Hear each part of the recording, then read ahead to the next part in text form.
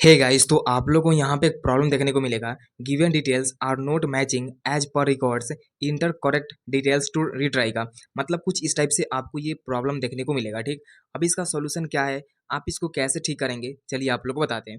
Basically मान लीजिए अगर आप क्या करते हैं, कहीं भी पर्सनल डिटेल्स को ऐड कर रहे होंगे, तो सबसे पहले जो भी आपका पैन है वो आपसे पूछेगा। आपका फर्स्ट नेम जो पूछेगा, जो भी आपका पैन कार्ड पे जो फर्स्ट नेम होता है उसको डालना होता है। मिडिल नेम अगर आपको डालना है तो डाल भी सकते हैं, अगर आपको है मिडिल नेम लगाते होंगे तो। इसमें यहाँ पे लास्ट नेम पूछेगा तो लास्ट नेम भी डालना होता है। फादर्स नेम जो कि आपके पैन कार्ड पे जो भी फादर्स का नेम होगा उसको डाल लीजिएगा।